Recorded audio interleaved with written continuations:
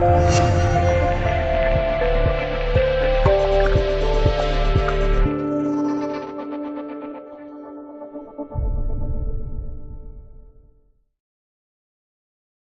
然，外媒海外网11月26日电，